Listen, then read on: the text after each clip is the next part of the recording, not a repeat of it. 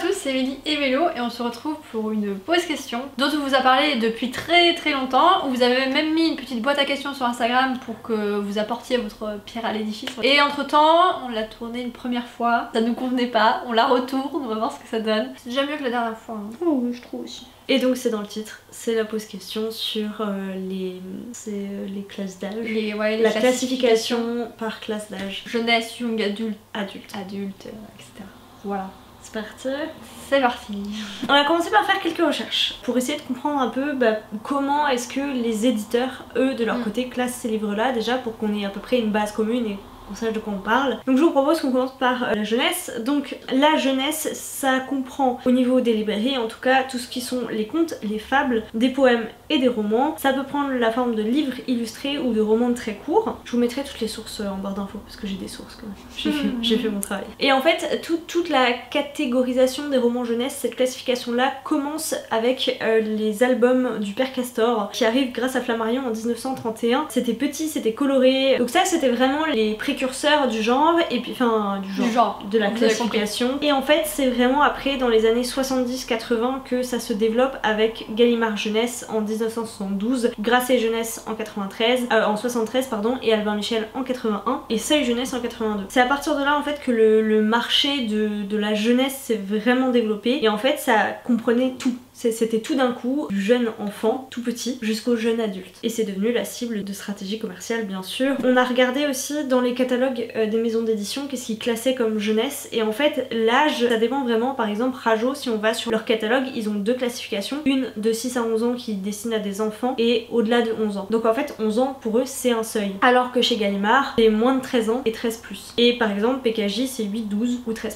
À la question comment sont classifiés les romans jeunesse, pour vous, c'est des personnages qui sont jeunes, donc qui ont plus ou moins le même âge que les lecteurs au final. Des scénarios assez simples, même s'il peut y avoir une double lecture. Une fin plutôt heureuse, j'ajouterais même avec une morale ou voilà, quelque chose à y gagner, une leçon de vie derrière. Des thèmes adaptés à l'âge également. Un univers plus simple aussi comme le scénario. Concrètement, un niveau d'accessibilité adapté, ça peut être un peu plus léger même s'il peut quand même y avoir des thèmes un peu plus difficiles. Mais c'est surtout centré autour de la compréhension et de l'appréhension du monde. Moi, il y a quelque chose qui me semble aussi très important quand on parle de littérature jeunesse et qui va faire vraiment une différence pour moi entre du jeunesse et du young adulte et a fortiori avec de l'adulte, c'est la forme. Parce que là on a beaucoup parlé du fond, mais la forme c'est super important aussi. Donc la mise en page, les marges, les caractères, les dessins, pas dessins, tout ça en fait pour moi c'est quelque chose qu'on va retrouver plus facilement dans une littérature adaptée à la jeunesse. Et d'ailleurs ça se voit hein, quand on va en librairie, les couvertures sont pas pareilles, les dessins, les couleurs sont pas les mêmes, les marges bien sûr sont pas les mêmes. Et donc c'est pour ça, vous avez vu normalement notre comparaison sur Prospérine, virgule point. Très clairement moi quand je vois la mise en page que j'ai lue, c'est de la jeunesse. Voilà, la mise en page avec vraiment de la mise en...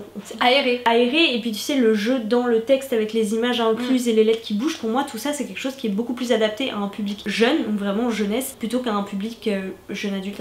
Ouais. Ensuite du coup la classification young adulte par les librairies et les éditeurs. Donc en fait jeune adulte, young adulte, c'est vraiment un concept éditorial qui a été créé et importé des pays anglo-saxons. C'est pas quelque chose qui était présent en France et d'ailleurs on s'en est vite rendu compte parce que pendant très longtemps c'était quelque chose qui n'existait pas et qui est arrivé grâce à l'arrivée de Hunger Games, Divergente, Twilight. C'est des littératures qui ont vraiment façonné jeune adulte, young adulte et ça n'existait pas en France avant. C'est pareil, la cible d'âge elle est assez vaste et ça c'est quelque chose dont on discute beaucoup. Par exemple l'âge cible ça peut être entre 12 et 30 ans donc c'est énorme et c'est pas du tout les mêmes problématiques qui sont traitées. Cependant ce sur quoi ça repose en tout cas cette classification là c'est une forte identification des lecteurs et des traitements problématiques et de préoccupations qui s'attachent au passage à l'âge adulte. Si on cherche rapidement sur Wikipédia on voit c'est Wikipédia hein, mais on voit que ça a été quand même défini assez tôt. Donc là j'ai Sarah Trimmer qui le définit dans The Guardian of Education en 1802 et qui dit qu'en fait la littérature pour jeunes adultes ça s'attache à une classe d'âge de 14 à 21 ans, ce qui pour le coup moi me semble plus adapté que 12 à 30 ans. 12-30 ans voilà.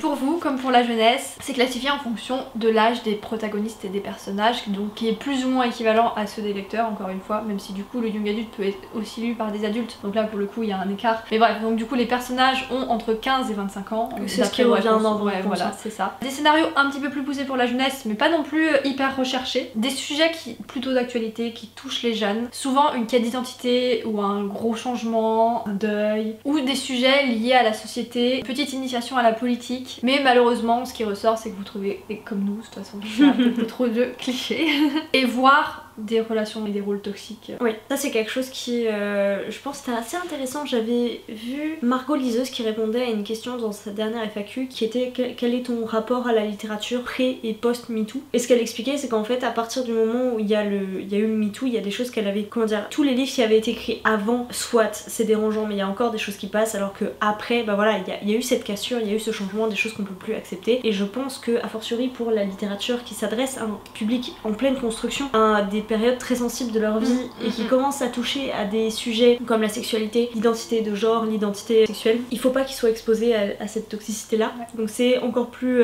Ils peuvent y être exposés, mais avec une déconstruction derrière dans le récit quoi, qui l'explique bien. D'ailleurs vous avez dit qu'il devait pas y avoir trop de sexe, pas explicite en tout cas. Je suis pas d'accord avec... Enfin en effet en réalité dans les romans on retrouve très peu de sexe où c'est vraiment très édulcoré, mais je pense que ça ne devrait pas être le cas. Mais voilà, on y reviendra après du coup. Le roman adulte, j'ai pas fait de recherche spécifique. De toute façon c'est ce qui existait avant ça se scinde entre la jeunesse et l'adulte. Voilà, donc c'est ce qui existait avant. Vous, ce qui ressort de vos réponses, c'est vraiment quelque chose de plus complexe tant au niveau de l'univers que du traitement des personnages. Vous parlez beaucoup moins de l'âge des personnages par rapport aux jeunesse, young adulte. Peut-être que ça veut dire qu'on peut avoir des héros jeunes dans de l'adulte, mais à partir du moment où les thématiques abordées sont beaucoup plus sombres, plus complexes et plus approfondies. Ouais. Voilà, vous parlez de quelque chose de beaucoup plus stimulant et d'un lexique aussi un peu plus intéressant. Je pense que là-dessus, ma foi, on est assez d'accord avec vous. Là, pour le coup, si on revient sur la partie forme dont je parlais, ça se voit assez rapidement. On a des éditeurs qui travaillent beaucoup moins sur la partie cover. Alors les couvertures sont toujours intéressantes, mais on va dire que j'ai l'impression en tout cas que c'est moins la cible. Il y a peut-être plus de travail autour de la quatrième de couve. Après, le young adulte, comme ça vient des pays anglo-saxons, les couvertures sont nettement plus travaillées là-bas. Nettement plus chargées, plus brillantes et tout ça. Donc voilà, forcément ça influence. Et aussi, pour ce qui est de la mise en forme, parfois il y a certains romans adultes, c'est dommage qu'ils ne prêtent pas plus attention à la mise en forme, parce que faire une écriture très petite avec très peu de marge, un très gros livre, quand on ouvre le livre, bah des fois, c'est le cas pour ma lecture actuelle en fait, et bah je vois presque pas le dernier mot en fait, il est vraiment coincé dans la réunion. Voilà, ce qui est un peu dommage, et on perd en confort de lecture alors que ça sert à rien. Enfin, faire quelque chose d'un peu plus aéré n'aurait pas fait de mal. Ça, c'est vrai que le confort de lecture sur la littérature adulte, elle est pas toujours au top. Après, c'est pas toujours le cas. Non, mais c'est vrai que, alors, parce que peut-être c'est des romans plus grands, plus lourds. Déjà, le livre est plus lourd. On se retrouve plus souvent, je trouve, sur des livres adultes que sur des livres de jeunesse avec du papier très fin, qui est du coup moins agréable à lire, avec du papier qui tache l'encre, qui tache les doigts. Du coup, maintenant, on va voir ce que nous on attend, enfin, et vous aussi, du coup, et vos réponses, de ces trois classifications là. Et ce qu'on en pense, et quelles sont nos critiques, beaucoup, quelles sont nos critiques. On va commencer par la jeunesse. Là, il n'y a pas beaucoup de critiques à faire. Au final, on est plutôt satisfait de la jeunesse parce qu'on abaisse nos attentes. Voilà. On ne met pas la barre aussi haute qu'on ouvre un roman adulte, et même qu'on ouvre un roman young adulte au final. Personnellement, je suis beaucoup plus indulgente. Après, il y a certains romans jeunesse, je sais que je ne suis pas la cible, et donc du coup, s'il n'y a pas de niveau de lecture, si je m'y retrouve pas, c'est de ma faute. Voilà, c'était pas à moi de lire ce roman, c'est tout. Mais il y en a certains qui font très très fort avec 2 niveaux de lecture, et ça c'est vraiment très chouette, c'est les meilleurs romans jeunesse. Par contre, pour ce qui est de la jeunesse, personnellement, j'aurais tendance à la découper en 2. La jeunesse pour les enfants qui viennent d'apprendre à lire, qui commencent à maîtriser un petit peu la lecture, et ensuite une jeunesse qui s'approche des années collège, ce genre de choses quoi. Ou fin du primaire, début du collège. En fait, il me semble que les anglo-saxons ont une catégorie, une classification qui existe et qui s'appelle le middle grade en fait. Et d'ailleurs dans les librairies c'est classé à un endroit différent que le young adulte qui est plus proche du rayon adulte en règle générale. Moi ce que je trouve dommage sur la jeunesse, parce que j'ai quand même une petite critique à faire, c'est qu'il y a certains romans courts, des romans courts pour enfants dans lesquels on a tendance à trop prendre le lecteur jeune à utiliser le moins de vocabulaire. Et je trouve ça dommage. Ouais, alors qu'ils sont tout à fait aptes à... Voilà, et alors peut-être qu'il faut une petite définition en dessous, mais c'est justement à ce moment-là qu'ils vont apprendre du vocabulaire, et c'est à ce moment-là qu'il faut leur en proposer des mots nouveaux, des choses qui qui ont un plus de sens et un sens plus large que juste les mots qu'ils peuvent utiliser au quotidien. Je pense que c'est là la force de la littérature jeunesse, c'est apprendre, transmettre. Et donc ça, je pense que c'est un peu parfois un peu négligé. Je trouve aussi que parfois la plume est trop simplifiée et pour moi de la même manière que le vocabulaire, on peut se permettre d'avoir des phrases un petit peu plus complexes et un peu plus riches, même si l'enfant, alors je parle pas d'une phrase qui fait 3 pages, hein, non, mais quelque chose de qui se limite pas à sujet, verbe, complément. Moi c'est un truc que je déteste, les phrases sujet, verbe, complément. C'est trop simple et la littérature peut pas se permettre ça. Ça c'est les phrases qu'on utilise tous les jours dans la vraie vie pour dire voilà une baguette et 3 croissants s'il vous plaît. On a besoin de plus que ça quand on lit et je pense pour les enfants, pour les habituer à quelque chose de plus large, de plus beau, surtout que important. Quand c'est bien maîtrisé avec le contexte, même s'ils n'ont pas tout le vocabulaire ou toute la construction de la phrase, ils arriveront à comprendre quand même, donc ce n'est pas grave. Donc du coup moi j'en attends également peut-être une histoire pas forcément prise de test, un peu plus douce, mais avec quand même des petits passages qui peuvent être durs. Davantage une relation fraternelle qu'une relation amoureuse, ou une relation peut-être parent-enfant, beaucoup tournée autour de l'amitié. Ouais, de l'amitié. On en a déjà parlé, mais un travail éditorial mis en forme un peu plus poussé. Ce que j'attends en général quand j'ouvre un roman jeunesse, c'est de voyager dans l'univers, de trouver un univers plutôt fabuleux plutôt que horrifique par exemple. D'avoir envie d'aller dans cet univers là. C'est elle qui le dit. Hein. J'en attends pas particulièrement au niveau de la psychologie. Elle peut ne pas être fouillée, ça sera pas grave puisque mes attentes du coup sont un peu plus abaissées. Par contre j'en attends quand même, pas forcément pour tous les romans jeunesse, mais je peux m'attendre à ce qu'il y ait une sensibilisation à des causes importantes. Là actuellement ça pourrait être pour tout ce qui est écologie, sociologie. J'apprécie quand à la fin il y a une morale ou une leçon à en tirer. Bon bah voilà, là une petite initiation à certaines thématiques importantes de la société, ça peut être pas mal dès le plus jeune âge. Sans que ce soit le cœur du récit. Et sans culpabiliser le lecteur ou voilà, sans le pousser trop fort. Et au final, pour moi, le but ce serait de piquer la curiosité du lecteur. L'amener à lire plus, à lire davantage. À s'intéresser à d'autres sujets que des sujets auxquels il n'est pas forcément amené à s'intéresser en étant en cours de récré et en discutant avec ses amis.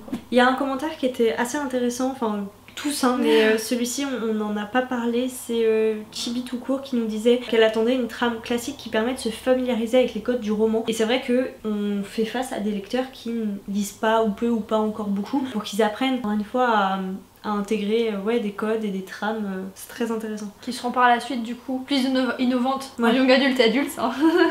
Vous acceptez aussi que ce soit un peu plus prévisible et effectivement si on devine un peu la fin c'est pas grave. Contrairement alors moi par exemple c'est quelque chose que j'aime pas, je suis moins touchée que toi, tu devines assez facilement la fin, les mystères. Moi je me laisse porter un petit peu mais c'est vrai que c'est quelque chose que j'apprécie assez moyennement quand je lis quelque chose pour les jeunes adultes. Adultes c'est insupportable. Pour les jeunes adultes je tolère pas du tout. Pour la jeunesse ça peut passer parce que bon bah voilà il faut s'y attendre. Un adulte pareil c'est non. Non.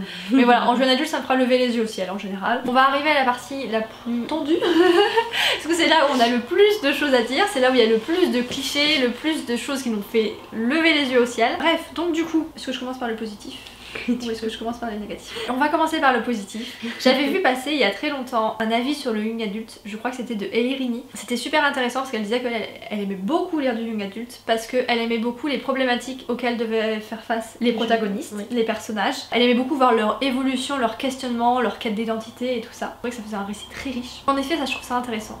Et s'il n'y avait pas tous ces clichés, tous ces déjà vus, ça pourrait être pas mal. Les choix aussi, c'est aussi très chouette de voir comment les personnages sont amenés à faire leurs choix et quels choix ils les font, pourquoi. C'est une période de la vie qui est déterminante et qui est loin d'être facile, donc voilà, ça peut être intéressant d'avoir de lecture autour de ces périodes de vie. Une autre chose que je trouve plutôt chouette avec le young adulte, c'est que ça permet d'ouvrir à des problématiques beaucoup plus actuelles. Par exemple là actuellement c'est surtout autour de la sexualité, autour de l'identité de genre et tout ça. Voilà, il y a beaucoup de lectures qui arrivent autour de ces thèmes là, autour des thèmes aussi du racisme. C'est plus ouvert d'esprit que les autres catégories. Et d'ailleurs c'est ce que disaient Estelle Faye et Florine Soulas à une conférence du PLIB aux Imaginales d'automne je crois, c'était ça hein. Ça leur remise. C'était cet été. Cet été, je sais plus. Non, puisqu'on l'a fait ensemble. Ok. Ah non. Bah non, c'est d'automne du coup.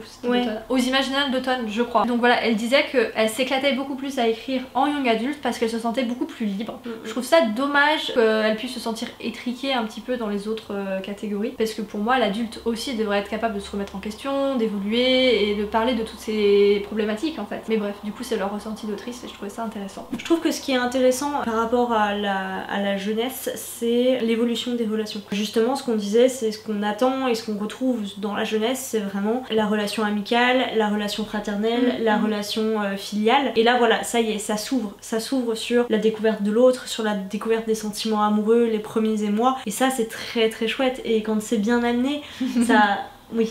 Voilà, avec le young adulte, c'est tout le temps quand c'est bien amené. C'est vrai. On y trouve aussi plus de violence, alors moins crue, mais une exposition plus dure au monde qui a un petit côté plus réaliste. Je pense là au roman de Manon Fargeton, Quand vient la vague et En plein vol, il y a quand même une dimension très... En plus c'est du young adult contemporain pour le coup, et c'est vraiment les sujets d'actualité, et ça parle de la violence du monde de tous les jours, hein, de couples homosexuels qui se font frapper dans la rue parce qu'ils se tiennent par la main, des personnes sans domicile fixe, enfin voilà, des choses qui sont vraiment vraies et qui, parce que la classe d'âge a déjà été, je pense, confrontée à ça, c'est peut-être plus facile de l'exposer, d'en parler, de l'expliquer, plutôt qu'à des enfants qui, voilà, ont encore une forme d'insouciance et d'innocence, et je trouve ça très intéressant. Mais malheureusement, ça se heurte à beaucoup d'écueils, d'écueils de, bah voilà, c'est souvent le même schéma qui est pris et repris, en fonction du genre. Par exemple en dystopie young adulte, le schéma est exactement le même, on change juste l'univers et le nom des personnages, mais sinon c'est concrètement la même chose. On a tout le temps l'impression de relire et de relire la même chose. Quand on en a jamais lu, ça va, ça peut faire quelque chose de très chouette, de très plaisant, on peut se dire waouh, c'est trop bien. Mais quand c'est la 5ème trilogie de dystopie qu'on lit et qui reprend exactement les mêmes codes, c'est insupportable. Quand il y a des clichés au niveau de la romance justement, de ses premiers émois, ça devient insupportable, parce que en fait, concrètement, ce que j'ai l'impression, c'est que c'est écrit par des auteurs qui n'ont plus l'âge des personnages, qu'ils ont oublié ce que c'était que d'être adolescent ou jeune adulte, et qui du coup créent des personnages qui paraissent un peu débiles, où l'amour va trop vite, ils les prennent pour des gens qui se laissent gouverner par leurs hormones et qui savent pas ce qu'ils veulent, c'est surtout ça. Et ça c'est dommage. En fait c'est quelque chose avec lequel j'ai du mal, parce que je me dis mais alors je me souviens pas d'avoir été comme ça particulièrement à mon adolescence. Pourquoi traiter ces personnages de cette façon là? Pourquoi cette indécision constante, en particulier dans les relations amoureuses, qu'on retrouve extrêmement souvent? Et là Mélo parlait de la dystopie, mais c'est vrai avec la fantasy, et c'est vrai avec le fantastique aussi, hein. Et d'ailleurs ce qui est dommage, c'est que juste avant on parlait qu'avec le young adulte il y avait plus de liberté pour tout ce qui est ouverture d'esprit, donc du coup là au final ça referme. Ça referme parce que le personnage est souvent dans un triangle amoureux où il faut faire absolument un choix. Alors ok, que son cœur balance entre deux personnes, peut-être, pourquoi pas, mais pourquoi absolument vouloir imposer ce choix entre sortir avec le meilleur ami ou sortir avec le beau ténébreux? Voilà. Pourquoi faire un choix? Pourquoi pas peut-être trouver une autre solution ou Parce que on parle des clichés dans la relation, notamment la création de triangle amoureux, mais il y a aussi le cliché dans les personnages. Là ce que je vais dire c'est peut-être dû plus à mes lectures personnelles, mais j'ai lu énormément de young adultes avec un personnage principal féminin. Finalement quand on y réfléchit, avec un personnage masculin, bah il y en a peut-être pas tant que ça. Donc en fait voilà, on est toujours face à ce personnage féminin un peu badass, émancipé, rebelle, que la vie a un peu malmené, et qui est voilà, qui a ces deux choix en termes de personnage masculin. Alors en plus c'est des relations très hétéronormées, donc bon voilà, il y a le beau gosse, déjà ils sont tous les deux beaux gosses, hein, ils sont rarement pas beaux, mais t'as l'ami d'enfance qui a toujours été là pour l'épauler mais qui s'est fait un peu friendzone dès le début, et puis le BG qu'on vient de découvrir et on se rend compte qu'en fait voilà, très mystérieux et c'est fatigant. Et après je sais pas, peut-être que c'est moi, parce que vous m'aviez conseillé Albad en roman young adulte, t'as pas aimé, mais moi j'ai été séduite par ce roman, déjà parce que on change enfin ce mode de relation qui moi me saoulait ouf. On trouve un jeune homme, alors certes il est torturé, ténébreux, tout ce qu'on veut, mais c'est lui le personnage principal, donc ça change. Et c'est vrai, ça c'est des choses qui me gênent. Et après, en parlant plus de la partie écriture, plume, parce que c'est des jeunes adultes, et ben on va faire quelque chose d'un peu, on essaie de faire ça avec un peu de rythme, un peu d'impact, on hache les phrases, on met un vocabulaire super simple, des phrases courtes pour être un petit peu impactantes, et c'est trop triste. C'est trop triste de se dire que la différence entre un roman adulte et un roman jeune adulte, c'est pas l'âge des personnages, c'est pas la complexité ou les problématiques qu'ils font face, mais c'est l'écriture, parce qu'il y en a un qui est bien écrit et l'autre qui est écrit avec quelque chose de très simple. Voilà, et qui se justifie en disant que c'est parce que ça doit être fluide et dynamique, alors qu'on peut faire du fluide et du dynamique avec plus de vocabulaire.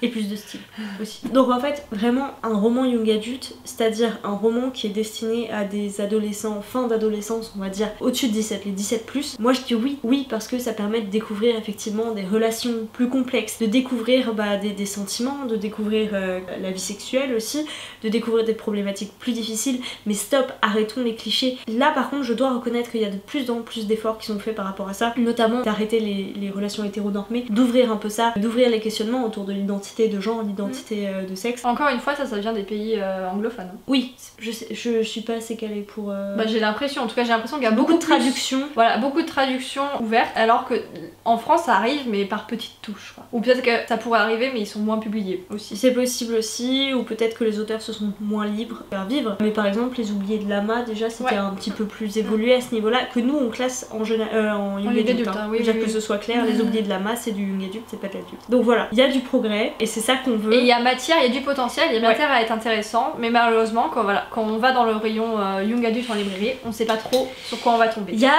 toujours le risque d'être déçu par le schéma habituel, les clichés usuels, et c'est dommage. Parce que concrètement, pour 10 livres young adult lus en général, on est époustouflé par 2. Ouais, alors moi je suis un peu meilleur public à ce niveau-là, je lis toujours beaucoup plus de young adult que Mélo, moins d'adultes, et c'est quelque chose que j'arrive toujours à apprécier, mais effectivement il y a toujours un moment où je lève les yeux au ciel en mode ah non quoi. Non.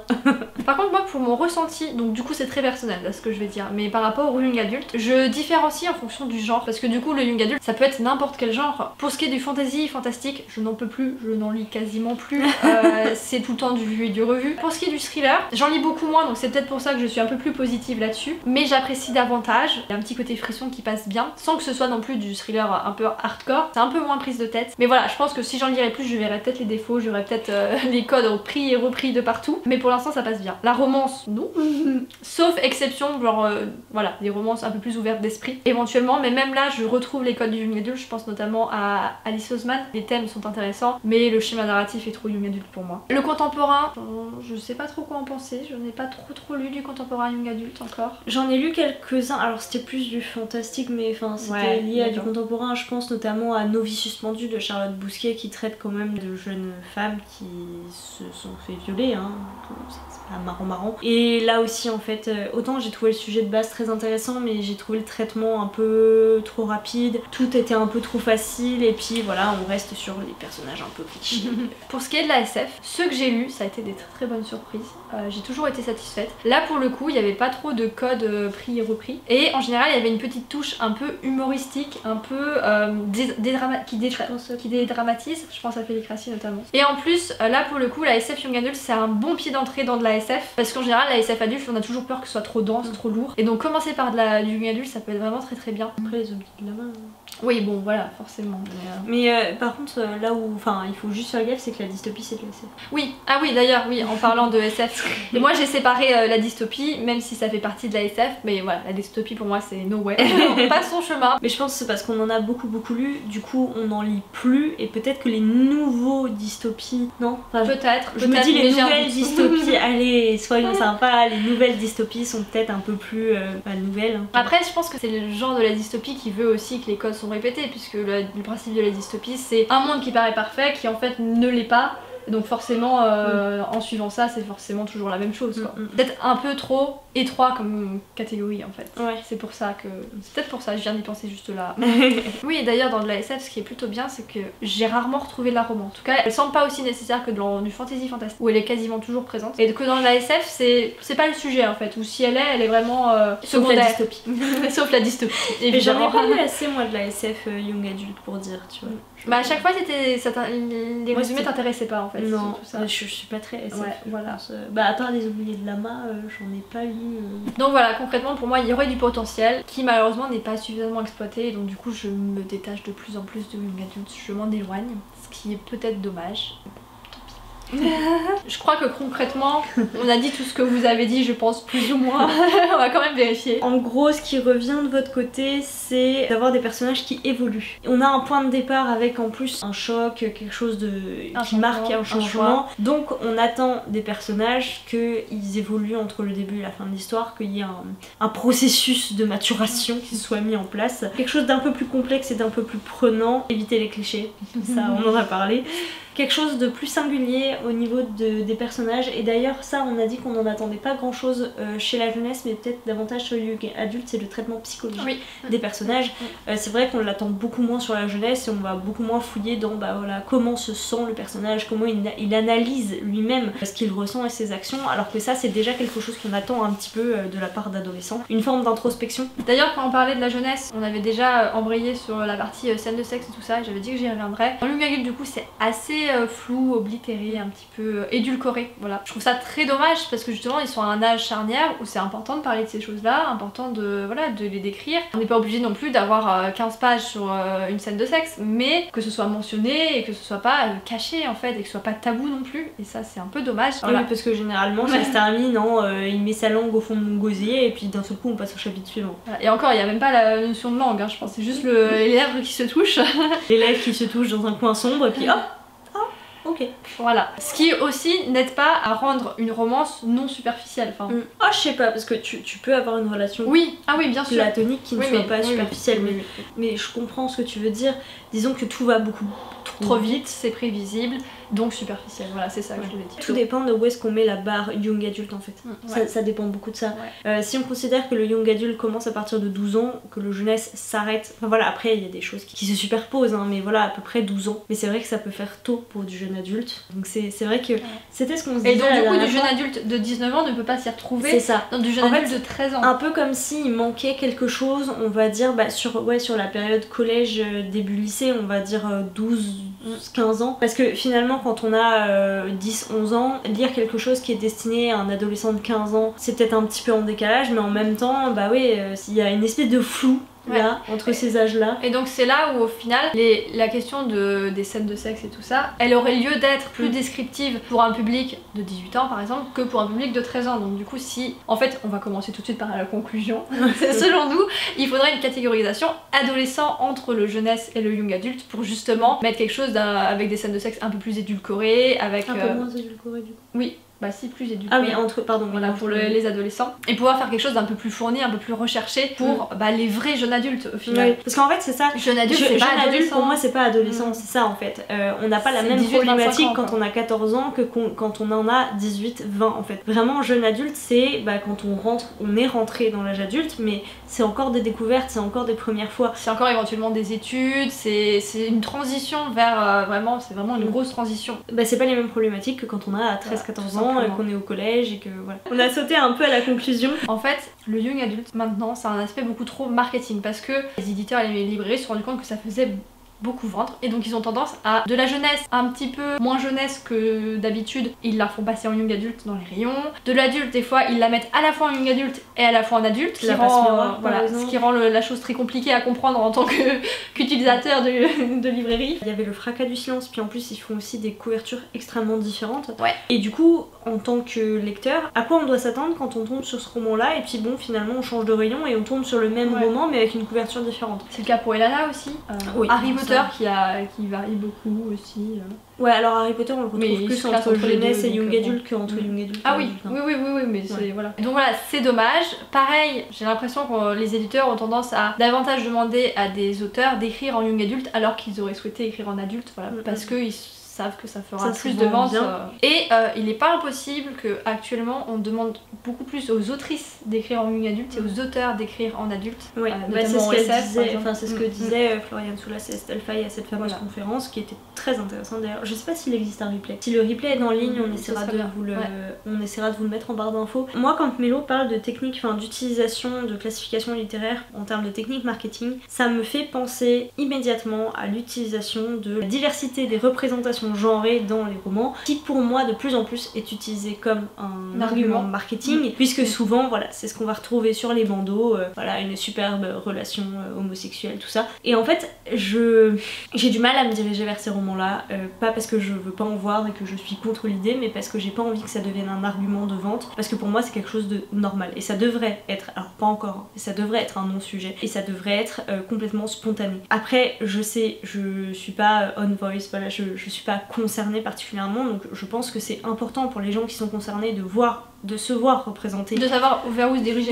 pour savoir qu'ils peuvent avoir quelque chose de différent, quelque chose dans lequel ils vont se retrouver. Mais pour moi en tant que lectrice hétérosexuelle, c'est cis, non je sais plus comment on dit, cisgenre blanche hétérosexuelle, je rentre dans la case parfaite des personnes les plus ciblées, les plus représentées en tout cas. Moi ce que j'aime c'est quand je tombe sur des petites pépites dans lesquelles il y a des relations homosexuelles, où il y a des personnes racisées racisé, tout ça, mais que c'est une surprise. Et où c'est pas clairement indiqué avec un panneau en mode hé, regarde là, il y a quelqu'un qui est différent. Au contraire, quand c'est tellement bien amené que moi en tant que lectrice, je me fais complètement fumer de la tête et je me rends compte, mais waouh, mais en fait là toutes les personnes dans le livre sont noires et c'était pas mentionné et en fait c'est tellement évident. C'est naturel, voilà. C'est naturel et c'est pas un sujet et c'est pas une question. C'était une petite digression sur le sujet, je vous en avais déjà parlé dans une vidéo. Alors je conçois que tout le monde soit pas d'accord et encore une fois j'ai ma propre vision très...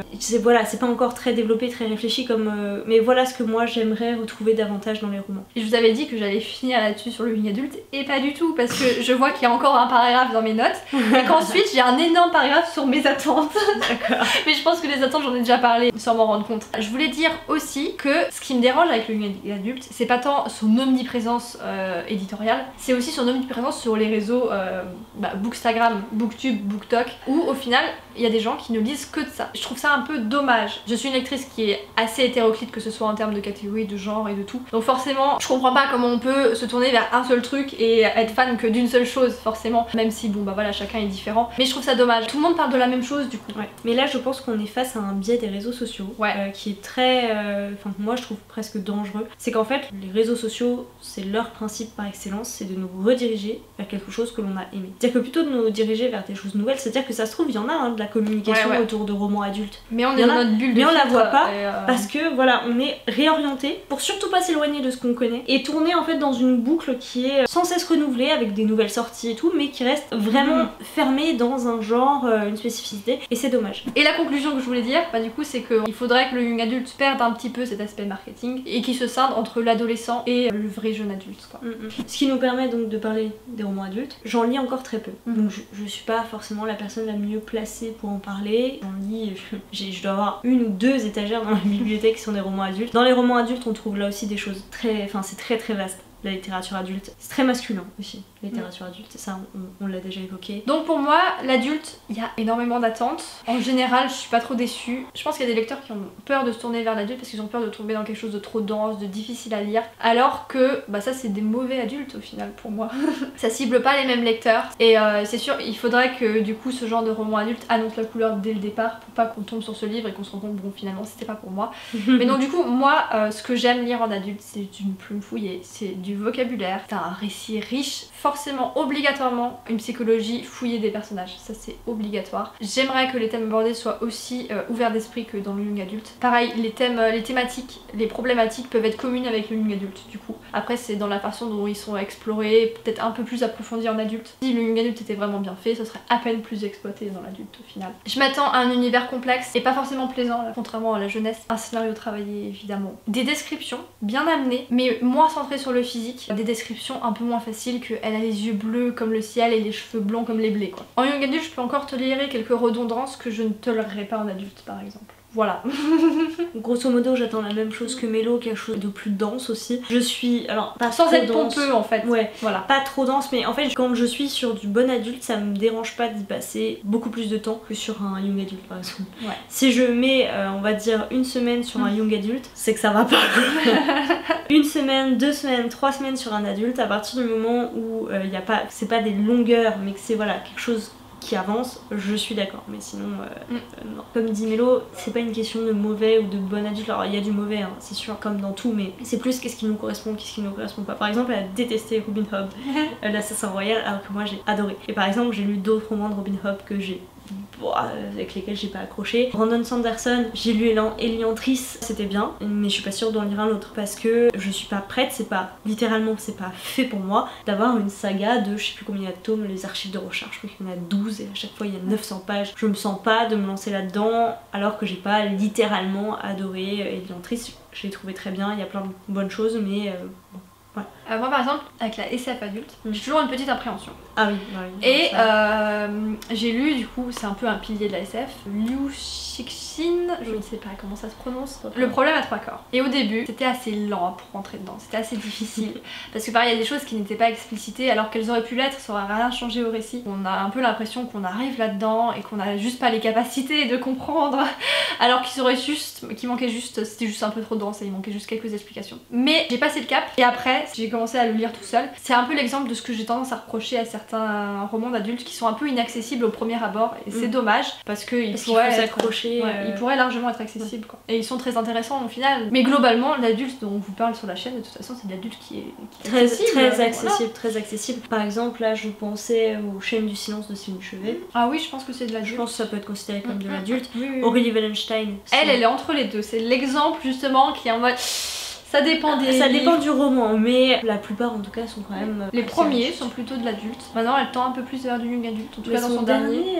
Il est classé adulte. Ouais, enfin, dans son dernier qu'on a lu en fait, le désert des couleurs. Le Oui, dernier le désert nouveau, des il est couleurs pas était encore un tout à fait petit peu paru plus. au moment où on tourne. Mais moi, de toute façon, je le lirai pas. Les araignées. Ouais. Très peu pour moi. Et donc, du coup, vous Globalement, vous nous rejoignez avec quelque chose de plus complexe, plus fouillé psychologiquement et un univers plus travaillé et plus atypique. Globalement, là-dessus, on se rejoint. On attend à peu près la même chose des moments adultes. On vous avait demandé aussi de nous faire des recommandations de vos meilleures lectures, à la fois jeunesse, young adulte et adulte. Donc du coup, vos recommandations, on va aussi y glisser quelques-unes des nôtres, de celles dont on se souvient en tout cas. Donc pour ce qui est de la jeunesse, on nous recommande La Légende des Quatre. Que j'ai pas lu. Ouais, moi je trouvais ça un peu trop simple, j'ai pas voulu m'y tourner, mais peut-être qu'il est très très bien. Harry Potter et Percy Jackson, plutôt des classiques. On est d'accord. Voilà.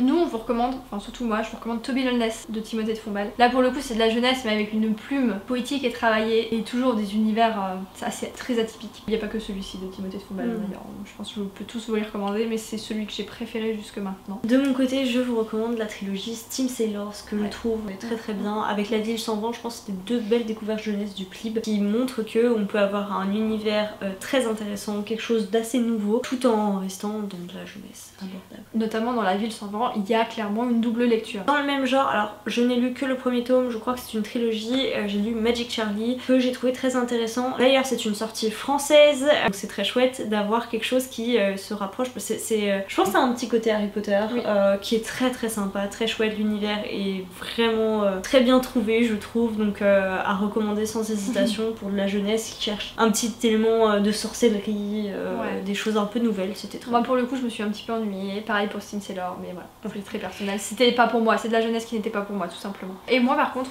toutes les deux, on vous recommande Et le désert disparaîtra, qui lui pour le coup est un jeunesse qui ouvre vraiment à des problématiques sociétales et actuelles, autour de l'écologie notamment. C'est vraiment très très bien amené. Le personnage est jeune, mais en tant qu'adulte c'est un plaisir de la suivre, de voir sa progression, ses réflexions, vraiment très très bien fait, assez court. Ensuite en ado, parce que là du coup on a séparé ado et young adulte pour nos recommandations, on vous recommande Tous les Botéros, que nous du coup on a placé en adolescent. Également du coup Van Gogh de Timothée de Fombelle et Alma, qui du coup sont un peu moins jeunesse, plus adolescent. Tous les Lumen. Ouais, généralement les livres sortis chez Lumen c'est pas assez violent sauf peut-être je pense aux derniers Visual qui sont sortis, les Vicious, le tout dernier qui est sorti Galent, je crois, je l'ai pas lu donc je peux pas dire, mais en règle générale les Lumen c'est pas vraiment enfant parce que voilà on commence déjà à avoir des relations amoureuses tout ça, mais en même temps c'est pas, on a complètement édulcoré toute la partie relations sexuelles et toute la partie vraiment psychologique, donc je pense que ouais on peut les classer là sans problème. Manon Fargeton, justement les romans dont je vous parlais plutôt avec En plein vol et Quand vient la vague, je trouve qu'il y a ce côté très intéressant, ouverture sociétale, ouverture sur des sujets politiques, première confrontation à quelque chose de plus dur, plus violent, qui est encore trop difficile pour des enfants, et je trouve ça très chouette pour des ados. On a également mis La Passe Miroir, même si on était un petit peu dur de la mettre en adolescent. En tout cas ça se lit largement à partir de 13-14 ans, c'est surtout pour ça qu'on en fait l'a mis c'est dans ça, ces c'est à catégories. partir de quel âge on peut les lire. Pas jusqu'à quel âge.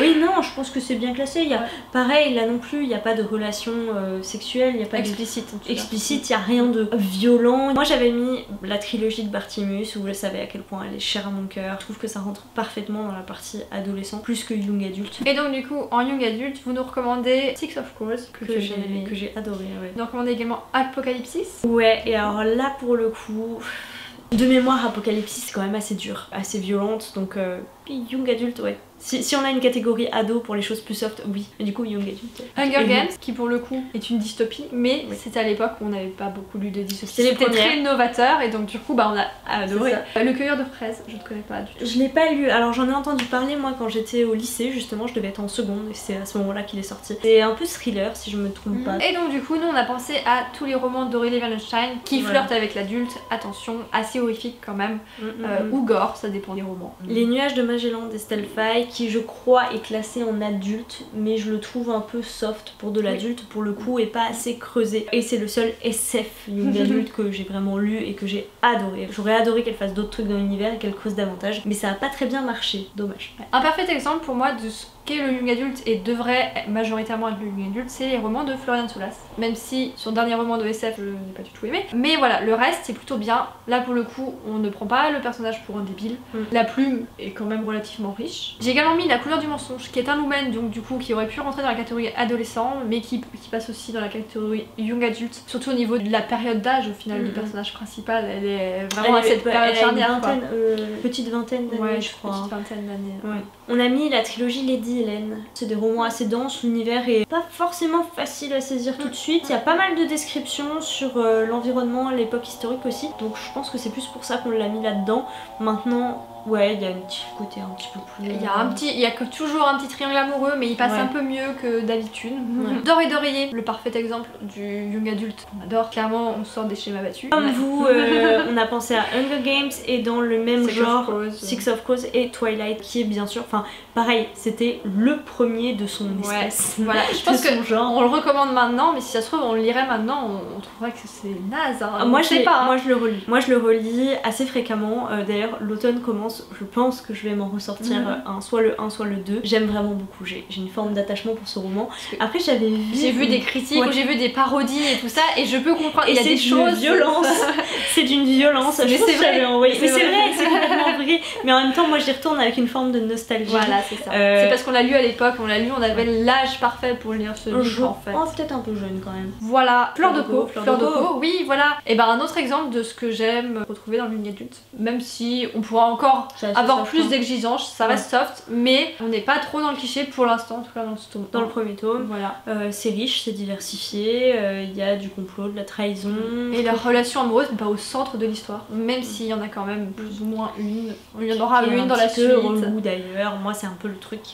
Ça passe. Ça passe très bien et la plume est très bien. Voilà, et donc on va passer au plus intéressant, l'adulte. Peu qu'on en a lu, parce qu'on n'est pas des spécialistes. Oui, mais on n'est pas non plus complètement au roi des pâquerettes. Non, mais bon. Donc vous nous recommandez en adulte Le Paris des Merveilles, Le Royaume de Tobin, on ne connaît pas du tout, L'Assassin Royal, bien sûr, que moi j'ai très peu apprécié. Alors après j'étais encore adolescente quand je l'ai lu, peut-être que c'était pas la bonne période aussi, mais je pense pas que ce soit fait pour moi. Malpertuis, pareil, je ne connais pas. Le Cirque des Rêves, alors je l'ai lu, ça m'a pas transcendé, mais c'est vrai que c'était pas mal, assez novateur. Je sais pas trop si je le mettrais en adulte, je pense qu'il flirte un peu entre le jeune adulte et l'adulte. Paul Gara la sorcière, pareil, je ne connais pas. Et donc nous, on vous propose Estelle Faye avec Les Seigneurs de Bohême. On vous en a déjà rebattu les oreilles, donc je pense que vous connaissez le On pourra essayer de mettre les comparaisons qu'on a déjà faites sur certains en barre d'infos pour que vous les retrouviez quand même. Ouijigo.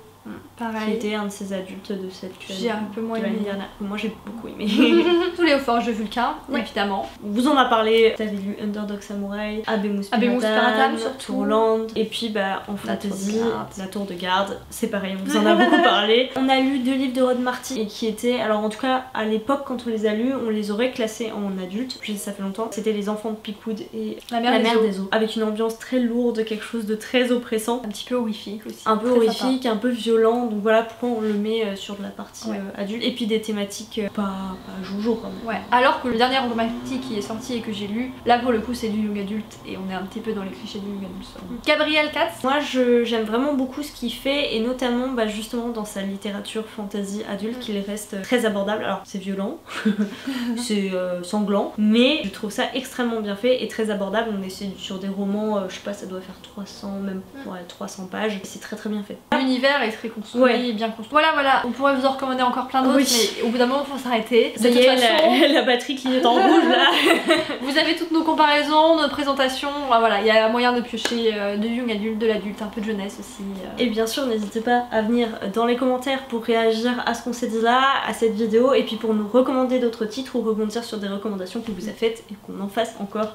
C'est pour ça qu'on fait ça, c'est pour discuter. Tu me poses question. Évidemment, nos avis restent très personnels, hein, et on n'a pas cherché chercher à faire des généralités, ni à faire des définitions claires et précises et carrées. Oui, c'est surtout basé sur un ressenti et sur une expérience de lecture, et on sait qu'on n'a pas tout d'ailleurs, du présent, si ça se trouve dans 2 ans, enfin dans 10 ans, allez, dans 10 ans, on refait la même pose question, on dira pas la même chose, et si on l'avait fait 10 ans plus tôt, ça aurait été pareil. Bref, voilà, bravo si vous avez tenu jusque là.